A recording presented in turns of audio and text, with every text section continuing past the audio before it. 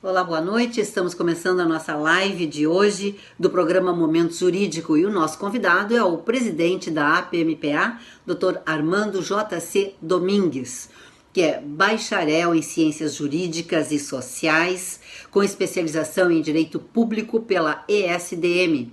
Ingressou na Procuradoria-Geral do município em agosto de 1994.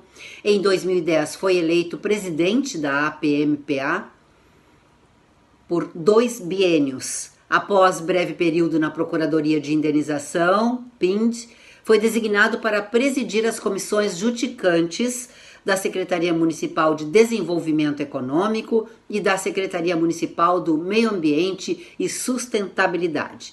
Desde janeiro de 2021, é presidente da APMPA. Doutor Domingues, é um grande prazer recebê-lo. Qual a importância do Dia do Procurador Municipal de Porto Alegre, que foi comemorado dia 4 de junho, como uma reflexão para a sociedade? Rejane, o Dia do Procurador Municipal de Porto Alegre, ele é também o dia da criação da Associação dos Procuradores de Porto Alegre. Foi o então vereador Tiago Duarte que apresentou o projeto na Câmara de Vereadores instituindo esse dia. O Dia do Procurador, ele serve para nós nos balizarmos, nós pararmos e passarmos adiante o que é ser procurador municipal. Infelizmente, o conhecimento sobre as nossas funções, aquilo que nós fazemos, ele não é muito grande. As pessoas, quando escutam que a pessoa é procurador de um município, a primeira noção que elas têm é do advogado, o advogado do ente público. Mas, Exatamente. e principalmente daquele que atua em juízo. Tu defende o município ou tu entra com ações pelo município, quando na realidade as nossas funções são muito mais do que a demanda judicial. Tudo aquilo que vem antes, aquela prevenção, a consultoria, e principalmente quando se fala da defesa do interesse público por meio do controle da legalidade dos atos da administração pública. Isso é essencialmente a nossa função. E o Dia do Procurador Público Municipal é um marco, é um momento em que nós podemos demonstrar, levar ao conhecimento das pessoas aquilo que a gente faz. E tem dupla comemoração, o Dia dos Procuradores Municipais de Porto E Alegre e também aniversário da a PMPA. criação, não é? Fundação, o dia de fundação da Associação dos Procuradores Municipais de Uhum, Porto Alegre. E completou exatamente. 35 anos, não é, trinta e doutor cinco Domingues? anos. É uma menina ainda. É verdade. Doutor Domingues, como os temas transparência, eficiência do serviço público e combate à corrupção se refletem no dia a dia do trabalho dos procuradores municipais? O gestor, independente do partido, o gestor, seja ele o prefeito, os secretários, nós não podemos querer que eles tenham um conhecimento específico de direito público. Eles têm as ideias, eles têm aquelas políticas públicas que eles querem colocar em prática durante o seu mandato. Nós temos que possibilitar ao gestor que ele realize aquilo que ele pretende, os seus projetos, dentro da legalidade. Então, a primeira questão é essa: permitir ao gestor que ele cumpra com suas funções, com aquilo que o povo lhe deu, ou seja, lhe colocou para ser o chefe do Poder Executivo, dentro da legalidade. Nós temos que proteger o interesse público e também proteger o próprio gestor. A Sim. segunda noção, no que diz respeito à corrupção. Infelizmente, isso acontece em todos os níveis, não é um caso que aconteceu uma vez, já aconteceu algumas vezes em vários locais, vai acontecer de novo, infelizmente. Ao fazer o controle da legalidade dos atos da administração pública, ou seja, tudo aquilo que necessita, e é quase tudo que necessita de uma análise jurídica, tem que passar pela Procuradoria. Por quê? Porque é aí que a sociedade, aí que o ente público vai ter a garantia de uma análise dentro da legalidade, ou seja, afastando as possibilidades de corrupção. Não que elas não aconteçam, até podem acontecer, mas isso vai ficar muito mais difícil. Por quê? Porque no momento em que tu tem uma procuradoria forte, tu tem procuradores de carreira, especializados, atuando nas mais determinadas, diferentes áreas, que nem acontece em Porto Alegre, nós estamos trabalhando junto a praticamente todas as secretarias, ou seja, sempre que precisa de uma análise jurídica, tem procuradores para fazê-la. A Procuradoria, ela tem muitos procuradores, estão extremamente habilitados, o conceito dos procuradores de Porto Alegre é muito bom em todo o Brasil. Isso, com certeza, vai dificultar que ocorram casos de corrupção. Essa é uma garantia da população. A transparência, que é muito importante também, que a sociedade cobra bastante, vamos dizer assim, não é, doutor Domingues? A transparência, ela tem muito a ver justamente com o combate à corrupção. No momento em que todos os atos administrativos eles passem pela Procuradoria, ou seja, há uma análise jurídica, há um peso e contrapeso do que é legal e o que é ilegal, o que pode e o que não pode. Quando a Procuradoria atua, ela, por meio de notas, pareceres, ela deixa bem claro aquilo que está certo e, porventura, o que esteja errado e indica o meio, a maneira de fazer corretamente. Sobre os desafios da categoria, que não são poucos, não é, doutor Domingues? Com a pandemia e o teletrabalho, qual o aprendizado? E o que mudou? Havia um conceito de que o advogado público, o procurador, ele precisava estar sentado numa mesa, dentro de uma sala, na procuradoria, para produzir. Isso acabou sendo desmistificado. Há um estudo da própria corregedoria, da Procuradoria, que diz que o nosso trabalho, o atingimento das metas foi muito maior com o trabalho home office. Porque primeiro tu tem os meios. No judiciário, os processos judiciários, eles quase todos já estão digitalizados, eles são por meio eletrônico. E Porto Alegre vive uma situação que é peculiar e muito avançada. Os nossos processos administrativos também eles estão dentro de um sistema. Nós podemos acessar em qualquer lugar do mundo. Já aconteceu de haver necessidade de fazer manifestação em sábado de noite, final de semana, feriado. Tu abre o celular e tu faz a manifestação. Facilitou o nosso trabalho e ficou bem claro que o procurador ele está trabalhando com muito mais, atingindo muito mais as metas num trabalho home office. Por quê? Porque no momento em que eu estou home office e isolado, eu não converso, eu não saio, eu não atendo, eu não fico escutando conversas que me tiram a atenção e o nosso trabalho ele exige muita concentração. Hoje nós fazemos muito mais reuniões do que presencialmente, porque presencialmente tu tem que deslocar de um lado para o outro e agora, num curto espaço de tempo, tu realiza várias. Eu já fiz reuniões de termino uma, as pessoas saem da sala, a gente nem abre uma outra, já vão entrando na própria sala outras pessoas e a gente vai trabalhando. Então, o trabalho home office para a Procuradoria ele foi muito bom. Sente falta de estar com os colegas, de estar conversando. o desempenho é muito melhor porque tu está concentrado quase que exclusivamente no trabalho. Muitas vezes, 6 horas da manhã, eu já estou trabalhando. Não preciso sair da minha casa para ir para a procuradoria.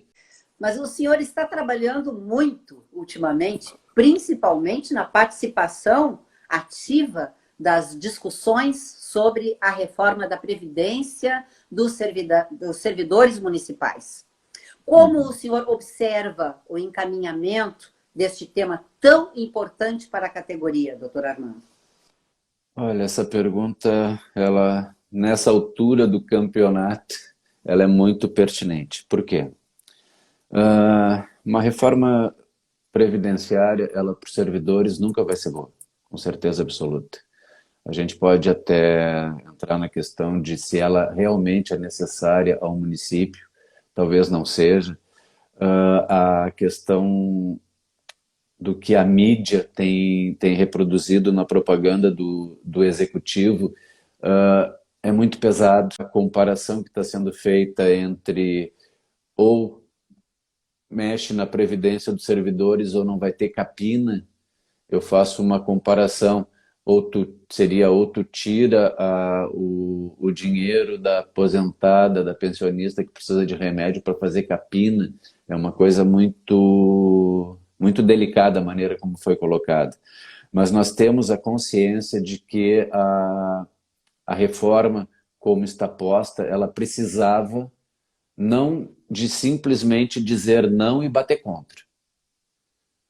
Dizer não e fazer de tudo para rejeição do projeto é o que estava acontecendo até agora. Sim. O projeto de emenda à lei orgânica praticamente rejeitado pela ausência de 24 votos, só que em contrapartida ele gera um outro projeto, que é de lei complementar, onde não são precisos os mesmos 24, são 19 votos, em que o governo, para, no entendimento dele, contrabalancear aquilo que deixa de conquistar, de obter com o projeto da lei orgânica, no que diz respeito à idade, ele joga uma alíquota lá em cima, de 22% aos servidores a partir de um salário mínimo. Essa alíquota, por óbvio, é excessiva. Nós até vamos discutir judicialmente, mas no momento em que tu leva a uma discussão judicial, e agora eu estou falando como procurador, no Sim. momento em que tu leva qualquer coisa à discussão judicial, vai depender do juiz. Se nós ganharmos uma liminar, arrastamos isso por 500 anos. Se a gente não levar uma liminar, nós vamos ter um seríssimo prejuízo, que é a alíquota de 22%, é pensão reduzida a 50%, média aritmética para aposentadoria dos colegas que entraram no regime capitalizado em 100% das contribuições, sendo que essa questão do 100% da contribuição e a questão do percentual da aposentadoria não são matérias tão fáceis assim de discutir judicialmente. A gente vive uma situação nos últimos longos anos de tanta contrariedade, radicalidade, 8 ou 80, ou eu sou teu amigo, ou sou teu inimigo, ou tu tem que pensar do meu jeito, senão não tem como. Sabe, isso faz muito mal. Está faltando equilíbrio, está faltando bom senso. Nós, diante do que poderia acontecer para os servidores, coisas graves, Sim. Algumas associações se reuniram, tentaram dialogar com o governo, dialogaram com os vereadores trabalharam junto ao governo. Nós conseguimos minimizar danos.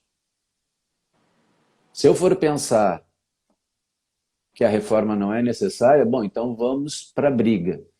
Mas a briga, até que ponto vai ser bom para os servidores? Veja bem, hoje nós temos isenção para aposentados até o teto do INSS, que é R$ 6.500 arredondando. Pela proposta de enfrentamento do executivo em 22%, as pessoas a partir de um salário mínimo, que ganham até 6, vão ter uma redução de 22% em grande parte do seu vencimento. E principalmente essas pessoas, eu ouvi um comentário por aí, não, vocês estão contrariados porque 22% seria para quem ganha mais. Não, mas os 22% também vai ser para quem ganha menos. Até eu falei no equívoco, é 14% para quem ganha menos. Mas 14% para quem ganha entre 2 e 6 salários mínimos, o impacto é muito maior do que 22% para quem ganha mais. Até porque eu, no momento que pago mais a Previdência, diminui a minha base de cálculo para o imposto de renda. Eu perco num lado, mas eu ganho no outro. Agora, as pessoas que ganham até 6 salários mínimos, essas aí não têm imposto de renda muito para reduzir. Em compensação, elas vão ter esse acréscimo de 14 pontos percentuais. Eu passo de 14 para 22. São 8 pontos. As pessoas passam de 0 para 14. Então, o impacto ali nas pessoas que estão aposentadas, que recebem menos de 6 salários mínimos, é muito grande. Tem a questão da pensão. Nós conseguimos passar de 50%, que era a proposta do Executivo, nós conseguimos 55 mais 10 por dependente. Ou seja, a pensionista ela vai com certeza ter 55 mais os 10% dela, 65. Então, isso é minimizar a perda. Se a gente for simplesmente para a discussão, para o embate, pelo prazer do embate ou pela questão ideológica do embate, nós vamos prejudicar muita gente. Muitas pessoas. E vai ser principalmente esses servidores que ganham menos. A média de cálculo dos capitalizados, que o governo queria 100%, reduzimos para 90%. Conseguimos colocar dentro da lei orgânica, depois de muita discussão, muito debate, muito auxílio de vereadores que trabalharam conosco, nós conseguimos colocar dentro da lei orgânica regras de transição muito melhores que as regras de transição da Emenda Constitucional 103, que foi aplicada idêntica no Estado. A proposta é aquilo que a gente queria? Com certeza, não. Mas eu posso dizer que a reforma, se for nesses termos, também não vai ser a reforma que o Executivo queria. Com certeza absoluta, porque se fosse, nós estaríamos muito prejudicados. Ainda tem muito o que discutir ou já estão em fase de finalização, doutor Domingos? Não, agora é uma questão política. O governo, se não obtiver os 24 votos, ele vai retirar o pelo, ou seja, não vamos ter mais discussão sobre idade nem regras de transição. Em compensação, tudo aquilo que ele puder colocar, que a lei permita, num projeto de lei que precisa só de 19 votos, ele vai acentuar o dano ao município. Isso ficou claro, está dito pelo Executivo, está dito pelos vereadores de base. Então, e aí, o que nos resta? Politicamente, a gente sabe que é praticamente impossível reverter os votos na Câmara de Vereadores. 19 votos o governo tem. Vai restar o quê? O Judiciário? O Judiciário é loteria. Se há a possibilidade de compor, nós devemos compor. Temos que lhe cumprimentar pelo excelente trabalho que o senhor vem desenvolvendo junto à APMPA. Temos aqui, entre tantos que estão nos acompanhando, o Rogério Nossen, que é o diretor do programa Momento Jurídico, e que lhe envia um grande abraço. Muito obrigado. Muitos colegas trabalham juntos, não é só o presidente da PMPA, e isso eu falo por todas as gestões que já É a tivemos. união de É, todos, é a união dos da colegas categoria. que fazem com que a PMPA consiga desenvolver um trabalho muito bom. E um grande abraço para o Rogério. Procuradores municipais sempre atuando com vocação, ética e espírito público. Este é o slogan da APMPA. Lembramos que o programa Momento Jurídico, doutor Domingues, é apresentado às quintas-feiras, às 20 horas, aos sábados, às 19 horas, pelo canal 20 e 520 da NET, em horários alternados durante a semana. Estamos também nas redes sociais, através do Facebook, Instagram e YouTube. Nas nossas lives, sempre também ao vivo no YouTube. Num oferecimento de Zafari Bourbon, economizar é comprar bem, Icatu Seguros, vida para toda a vida, Caixa de Assistência dos Advogados da OAB-RS e a APMPA, Associação dos Procuradores do município de Porto Alegre. Muito obrigada pela sua participação. Até o nosso próximo encontro.